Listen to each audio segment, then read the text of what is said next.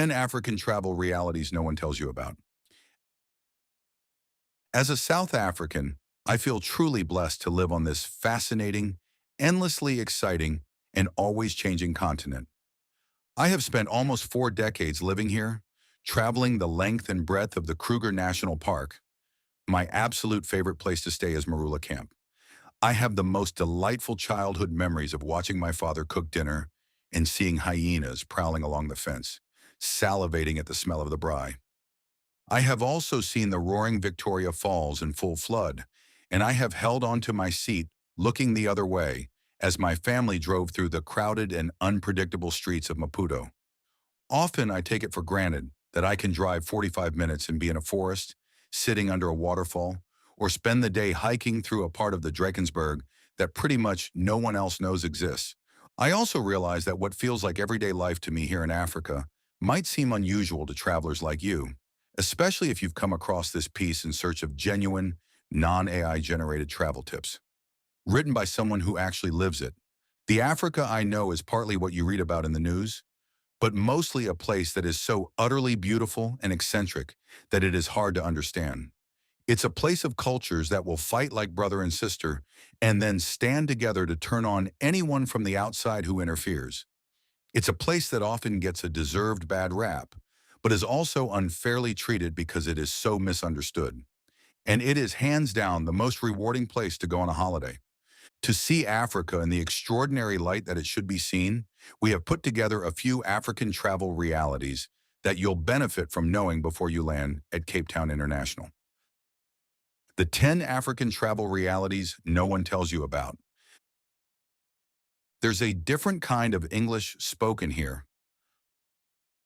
Most African nations have English in either their list of official languages or they use it as the primary language to do business in. But the dialects, colloquial language, and slang can make English spoken in Africa sound like a foreign language to even the most British ear. To give you an example, now, and just now are all phrases you'll hear in South Africa when asking someone when something is going to happen or when they are going to do something. You'll also hear sharp, a way of saying you agree. You'll hear people talking about robots, which are traffic lights, not AI gone wild. And you'll hear the word shame used in a way that is more than likely not sympathetic. This is a versatile word in South Africa that can mean everything from expressing sympathy to referring to something cute. Shame does not refer to that scene from Game of Thrones, the one where Cersei is being paraded through the streets, so don't take offense. All that said, English is spoken in Nigeria, Ethiopia, Zimbabwe, Zambia, Namibia, Kenya, Tanzania, Uganda, and plenty more places, so you'll be understood pretty much wherever you go. Just be aware of the nuances in the language, and you'll be fine. There's a laugh that's a friendly warning, and not in a violent or mean sort of way. I saw an Instagram reel a while back, one where Sunnyside from the YouTube channel Best Ever Food Review Show was sitting at a roadside cafe somewhere in Africa, asking the guide if the food he was about to eat was safe. The guide gave a laugh, a ha-ha sort of sound, that I instantly recognized. I scrolled to the comments, and every African in the comments section said, "Hey, that guy's in trouble." Basically, if you hear that laugh, it's kind of a warning like, "Hey, ha, you're going to regret taking that bite, but you need to learn this on your own," sort of thing. You'll hear this laugh often when listening to conversations, especially around politics and business, as it is often also used as a way to express utter disbelief in what you are hearing whilst you're being asked. You'll be stared at. One of the running jokes in South Africa, and something you'll see during your African travel, is the stare you get from guys on the back of a bakkie when you're stopped at a red robot traffic light.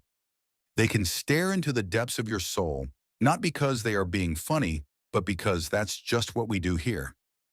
Further up in Africa, and among children in particular, the sight of tourists almost always brings with it that stare, though it is out of polite curiosity at seeing a stranger in a place they don't always see them. Prepare for TIA. This is Africa. An optimist would say that Africa is wonderfully unpredictable. During your African travel, power outages, delays at airports, slow service in some places, and all sorts of other things that you have unlikely experience back home sometimes happen. Patience is not just something that you should take with you on safari, you need to take it everywhere. When things go wonky here, we usually shrug and say, TIA, this is Africa, and get on with the show. Things usually right themselves rather fast and everything is figure-outable if you have the patience. Someone might try to bribe you. Guided tours are always the best option because locals know the nonsense that other locals can try. If you are self-driving, you might come across an unsavory copper who hints at needing a Coke or a KFC meal because it is lunchtime and he is hungry. What he is actually doing is asking for a bribe. Instead of getting upset, say you don't have what he wants, but that you are happy to pay a fine if he can give you an official ticket. Often, if you've done nothing wrong, he'll tell you to go. If he does give you a ticket for no reason, it can be argued. Just talk to the company you hired your car from. Never, ever pay a bribe. Feeling overwhelmed is normal. Outside of the big cities and away from luxury lodges, much of Africa is incredibly humble. And by humble, I mean poor. Coming from overseas, seeing this kind of way of life can feel overwhelming. I was born here, and when I travel to Mozambique and see how the people live, I feel awfully guilty about the silly things I complain about. But you'll also feel overwhelmed for the best reasons. Watching and hearing a lion roaring at sunrise is something that can bring you to tears, and there are waterfalls and mountains and forests and beaches that are so stunning you can hardly believe they are real. So be overwhelmed and enjoy the ride. Africa will leave you changed. Everybody smiles and everyone has time for a chat. Africans are happy people. You won't drive past a group of children who aren't full of smiles and who'll shout the happiest greetings. And when you stand in line somewhere, strangers will start conversations. And when you are at a lodge, the staff will give you great travel advice. Bring a happy, open attitude to your African travel, and you'll make plenty of new friends. Get ready for days in the bush. The best safaris take place over 8 hours. For some travelers, this can be a bit much if they have not mentally prepared to be on the road that much. And for other travelers, it barely seems like enough time. Safari durations differ from one company to the next, so be sure to do your research before your trip, especially if you want shorter drives. Sometimes you'll be off-grid. We're all so very much connected to the web these days that, unless you are an 80s baby like me, you might not even remember a time before Wi-Fi. Having access to the internet is actually the norm in most developed parts of Africa, but if you are having the full off-the-beaten-track experience, there might be times when you aren't connected. If you think about it, we weren't meant to live in such a busy and demanding world, so having the opportunity to not have those notifications bringing you right out of your Boswell bliss is actually a tonic for the soul. And I promise you, your guides will still be connected to humanity should an issue arise. Not all places will accommodate your diet.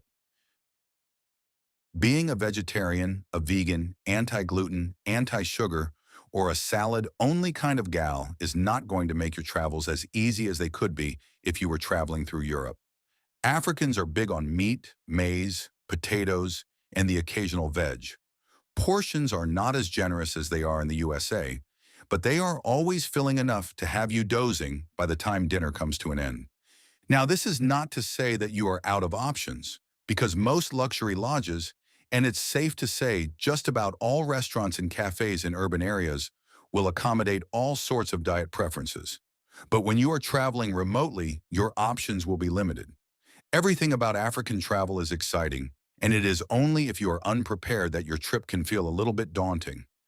One of the safest and most comfortable ways to explore is to book a tour with a travel company. African Travel Concept has been on the luxury African travel scene for going on 20 years, and we have a wide range of exceptional travel-ready tours that have been tried and tested by our team of consultants. If you need guidance on what to expect from an African holiday, or if you are ready to book, contact us today or browse our tour packages right here on our website.